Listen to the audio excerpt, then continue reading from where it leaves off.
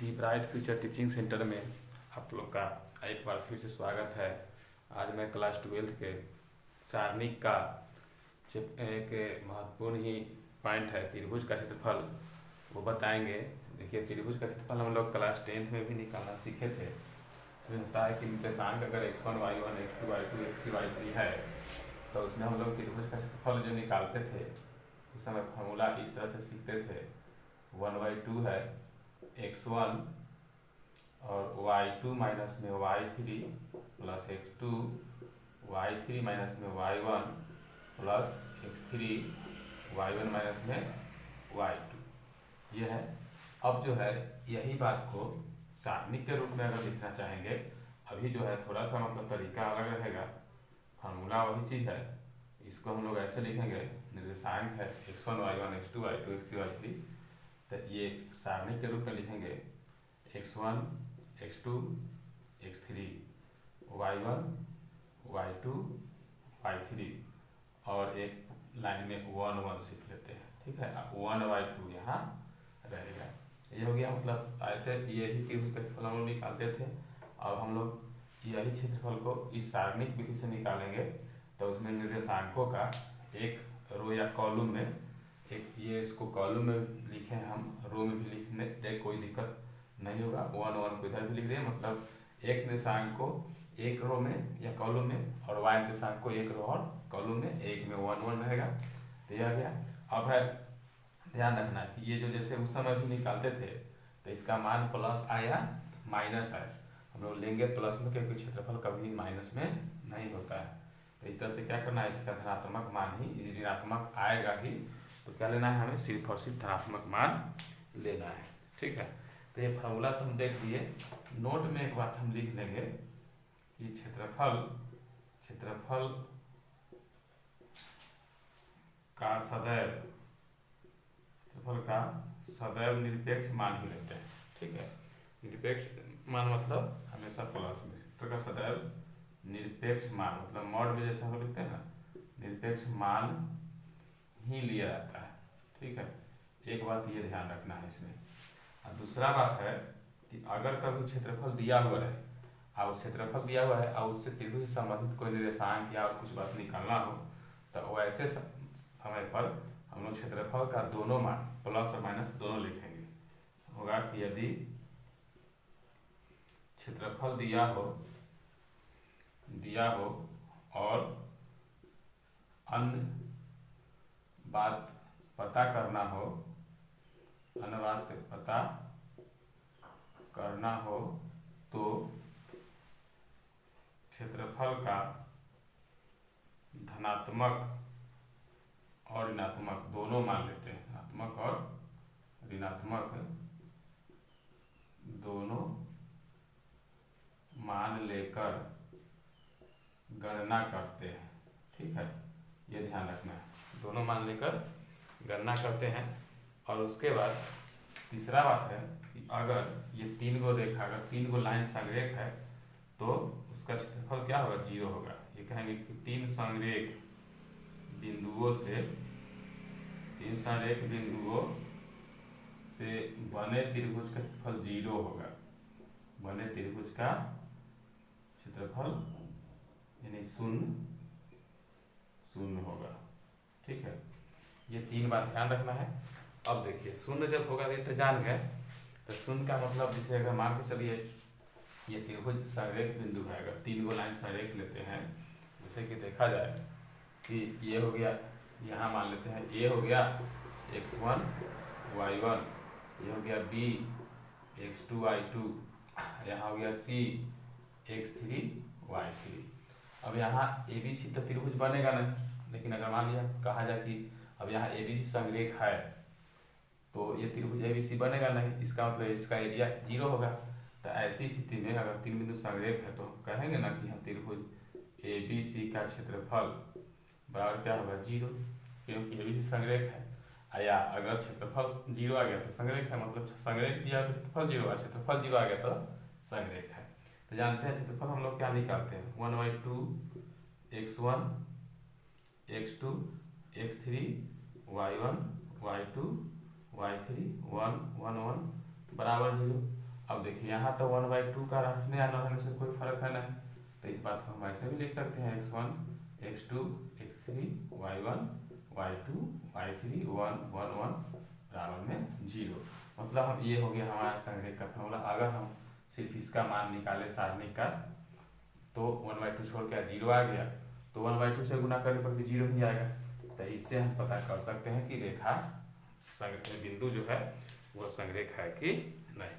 ठीक है, अब हम लोग ये चैप्टर का कुछ सवाल है जो कि सवाल को कुछ एक एक करके मतलब कुछ सवाल को बना देंगे और कुछ सवाल आप लोग खुद अपने से हल कर सकते हैं। ठीक है, देखिए किताब का पहला सवाल है, इसमें ये 2 सवाल है। इसमें फर्स्ट में दिया हुआ है 1 0 6 0 और 4 3। तो कह रहा है कि ये जो 3 निर्देशांक है इससे ये क्या है, 3 बिंदु के निर्देशांक है, तो इससे बनने वाले त्रिभुज का क्षेत्रफल निकालना है।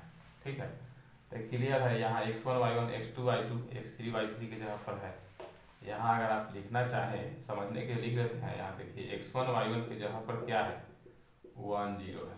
ठीक है, x2 y2 की जगह पर क्या है 6 0 है और x3 y3 की जगह पर क्या है 4 3 है। मान लीजिए त्रिभुज का क्षेत्रफल निकालते हैं, त्रिभुज का क्षेत्रफल निकालते हैं। फॉर्मूला हम लोग क्या सीखे हैं, x1 x2 x3 y1 y2 y3 1 1 1।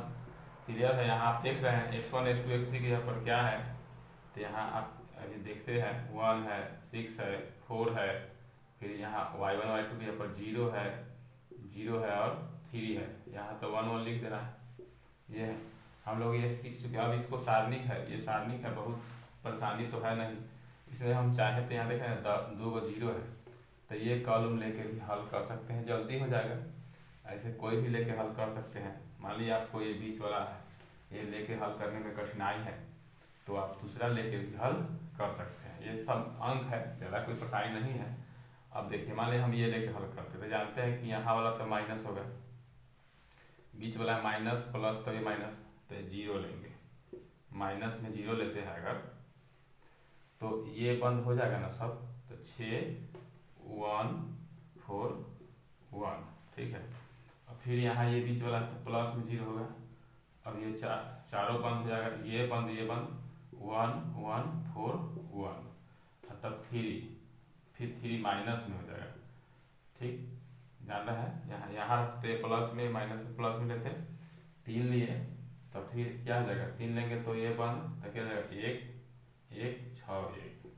देखिए यहाँ हम ये लिख दिए आपको समझने के लिए। यहाँ तो डायरेक्ट 0 लिखा जा सकता है क्योंकि 0 है, हम 0 लिखेंगे, यही 0 लिखेंगे। ये नहीं भी लिखेंगे शुरू में, आप लोग बनाइएगा तो नहीं लिखिएगा, डायरेक्ट 0 यहाँ लिख सकते हैं।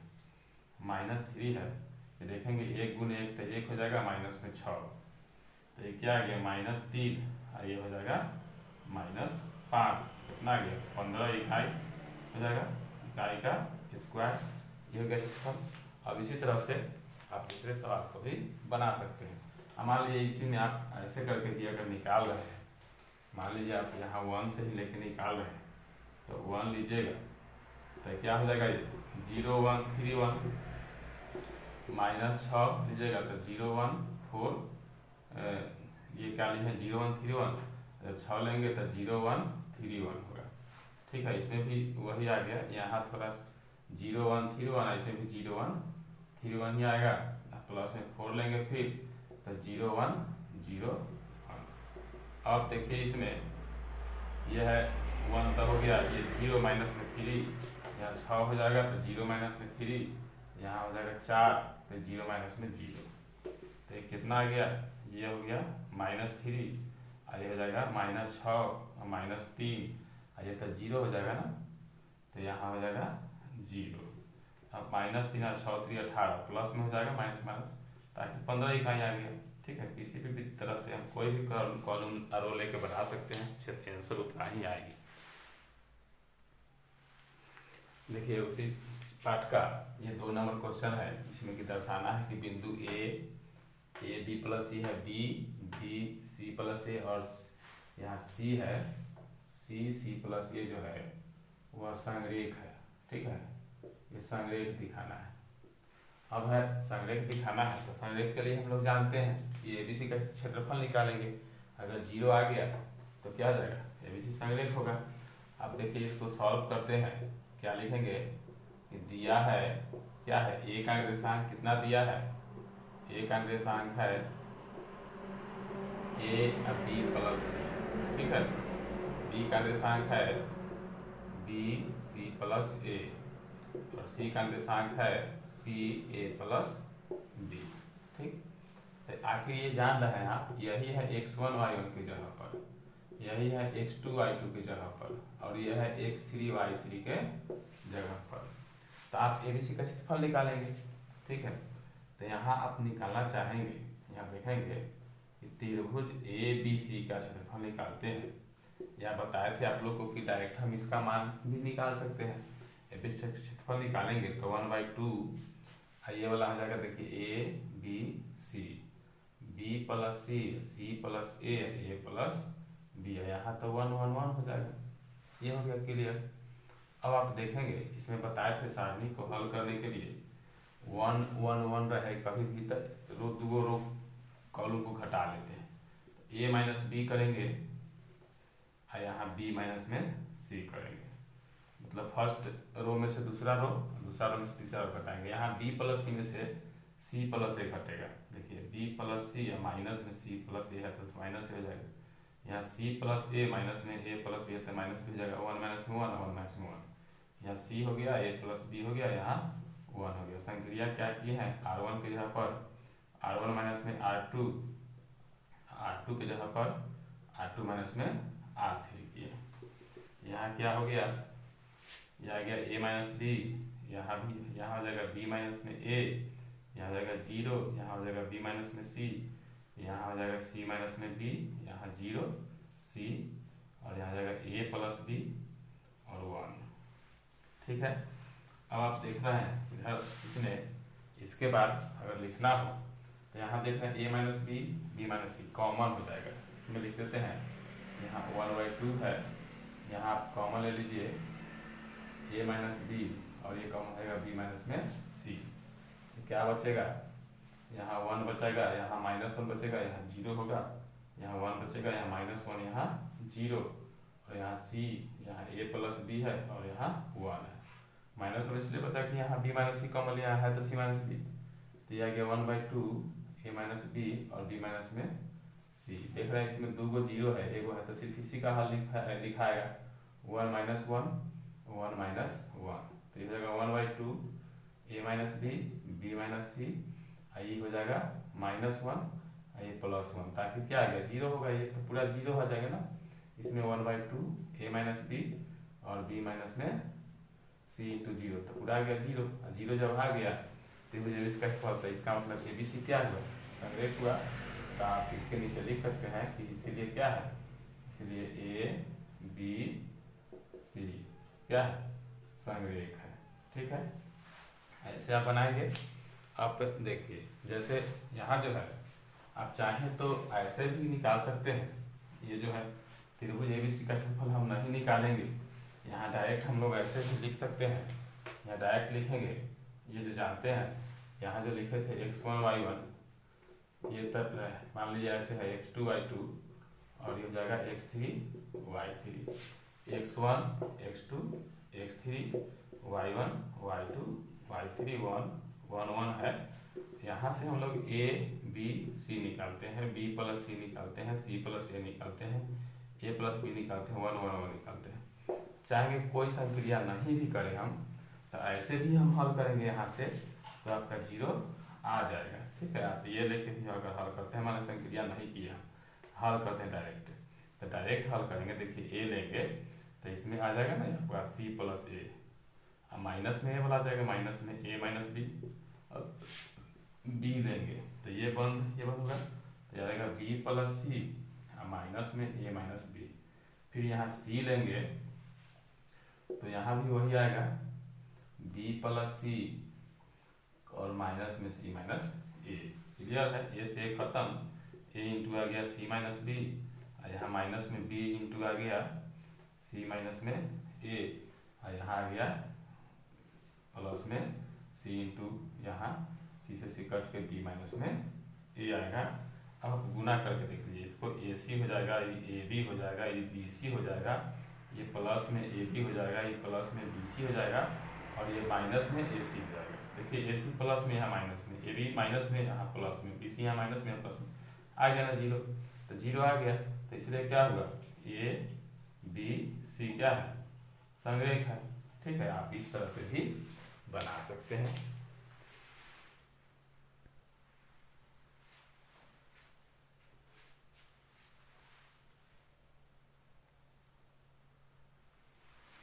अब देखिए ये 3 नंबर सवाल है, इसमें दे रहा है, इसमें कह रहा है कि प्रत्येक में के का मान ज्ञात करना है। ठीक है, इसमें आपका 2 गो सवाल है, के का मान ज्ञात करना है, जहाँ की ये देखिए एक त्रिभुज का शीर्ष का निशान K0 4 0 0 2 है, इसका भी क्षेत्रफल 4 वर्ग इकाई है, इसका भी क्षेत्रफल 4 वर्ग इकाई है। दोनों स्थिति में हमें के का मान पता करना है। देखिए बताया है कि जब क्षेत्रफल दिया हुआ रहे और दूसरा कुछ बात गणना करना हो तो हम लोग क्षेत्रफल में दोनों प्रयोग करेंगे, प्लस का भी और माइनस का भी। तो 4 वर्ग इकाई है, तो एक बार आप प्लस भी लेंगे, एक बार आप माइनस भी लेंगे। ठीक है, तो आप देखिए फर्स्ट सवाल का सॉल्यूशन करते हैं। फर्स्ट सवाल का तो ये लिख लेते हैं ना कि माना कि त्रिभुज ए बी सी में ए का निर्देशांक क्लियर है, ए का निर्देशांक कितना दिया हुआ है K0। ठीक है, बी का निर्देशांक है 4 0, सी का निर्देशांक है ना 0 2। ठीक है, अब प्रश्न से अब देखिए त्रिभुज ए बी सी का क्षेत्रफल कितना लेना है, 4 वर्ग इकाई है। ठीक है, 4 वर्ग इकाई, तो इसका मतलब इस जगह K 4 0 0 0 2 1 1 1 बराबर प्लस माइनस 4। ठीक है, प्लस माइनस 4, 4 वर्ग इकाई यहाँ पर लिखेंगे, लेकिन जब सारणी का मान निकालेंगे यहाँ 1/2 रहेगा, तो इसका मान क्या आएगा, प्लस भी और माइनस भी, दोनों प्लस माइनस दोनों में 4 आएगा। आप देखिए यहाँ हल कर लेते हैं, अब पीसी को लेके हल करिए, यही सुविधा होती है। तो के ये हो जाएगा 0 गुने 1 तो 0 माइनस में 2। अब ये वाला लेते हैं, मान लो ये लेते हैं, तो लेते हैं फिर ये लेंगे माइनस में 4, तो ये बंद ये बंद, तो 0 गुना 1 0 माइनस में 2, ये तो हो जाएगा 0। तो इसे लिख देते हैं, 0 है, ये 0 माइनस में 0 बराबर में प्लस माइनस 4 है। अब देखिए 1/2 यहाँ के 0 माइनस में तो माइनस 2, तो ये -2 के हो जाएगा, ये -4, ये 0 में तो -2 आएगा, तो हो जाएगा +8, यहाँ हो जाएगा 0 बराबर में प्लस माइनस 4। अब देखिए ये वाला 2 जो है उसको उस साइड कर लेते हैं, यहाँ क्या बचेगा, यहाँ बच गया -2 के +8 बराबर प्लस माइनस में ये 2 इधर जाएगा तो हो जाएगा 8। ठीक है, ये आ गया 8। अब आप देखिए यहाँ से आप ये कर सकते हैं कि -2 के और प्लस माइनस 8, यहाँ -8, ये आ गया। तो इसे क्या आएगा, -2 के और बराबर में यहाँ से आप देख सकते हैं 2 का मान आएगा +8 -8 या -8 -8, यही ना आएगा। तो -2 के बराबर आपका ये हो जाएगा 0, ये हो जाएगा -16। तो इसे के का मान क्या आएगा, 0 बटा -2 या -16 बटा -2। तो इसे आ गया 0, इसे क्या हो गया 8। तो इसमें आपका के का मान आ गया 0 या 8। फिर इसी तरह इसमें भी हम प्लस माइनस 4 लेके चलेंगे, तो उसका भी मान हमें मिलेगा। ठीक है,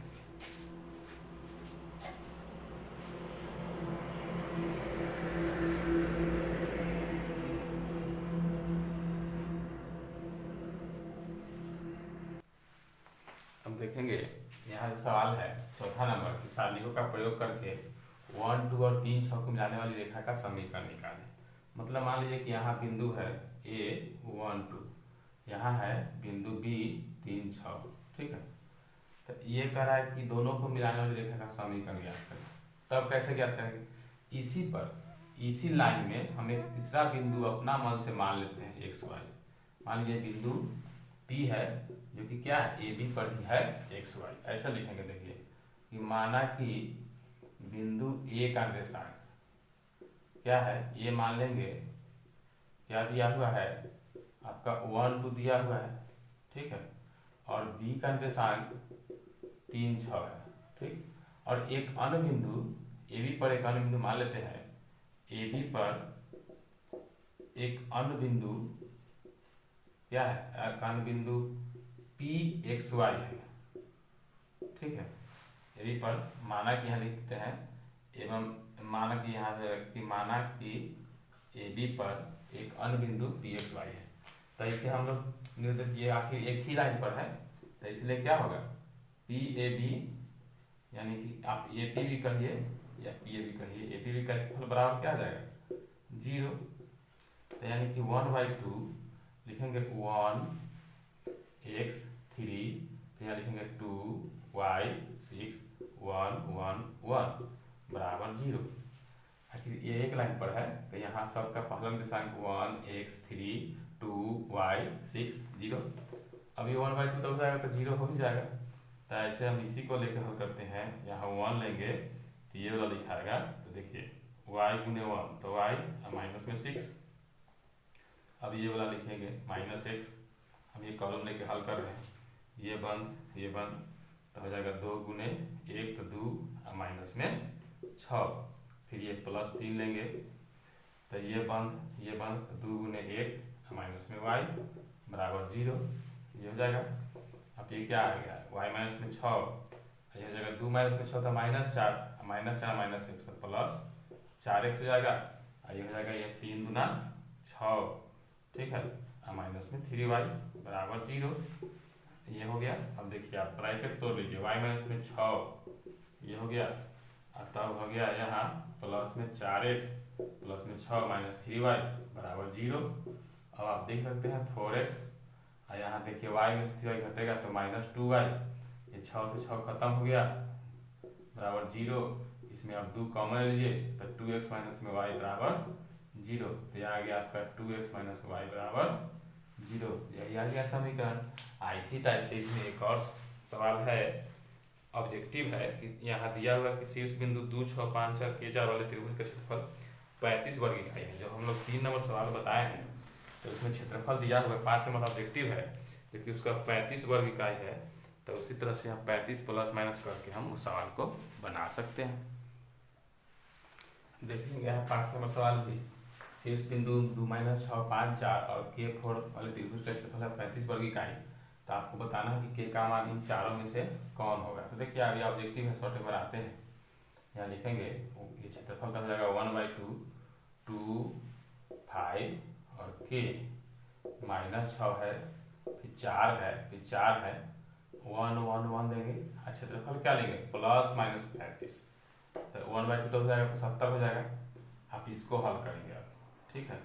तो देखिए 2 लेके हल किए, 4 गुने 1 4, ये 4 गुने 1 -4 -5, तो -5 लिए तो ये वाला बंद तो -6 ये माइनस में 4। अब ये प्लस में के लेंगे तो ये क्या हो जाएगा -6 और माइनस में 4, ठीक है, यह गया। और यहाँ ये 2 इधर जाएगा तो प्लस माइनस हो गया 70। अब देखिए तो 0 हो गया, 4 माइनस में 4 0, तो 0 गुना कुछ 0 हो जाएगा, 6 4 10 हो जाएगा -10, और ये -5 तो +50 हो जाएगा, और ये 6 4 10 ये भी -10 होगा, तो -10 के प्लस माइनस में 70। आप ये लिखेंगे -10 के है तो प्लस माइनस 70 और माइनस में 50, तो क्या आ जाएगा यहाँ आप देखिए -10 के 2 को मान मिलेगा 70 - 50 या -70 - 50, इससे आ गया। तो आप ये देख सकते हैं -10 के बराबर ये 70 - 50 तो 20 हो जाएगा, और यहाँ क्या हो जाएगा -120, ठीक है। तो इससे क्या मिला के बराबर 20/-10, यह हो जाएगा -120/-10, तो इससे तो हो जाएगा आपका -2, और इससे हो जाएगा आपका कितना 12, तो -2 और 12। तब देख रहे हैं डी में है। ये आंसर हो गया आपका, ये चैप्टर समाप्त। अब अगले वीडियो में अगला चैप्टर।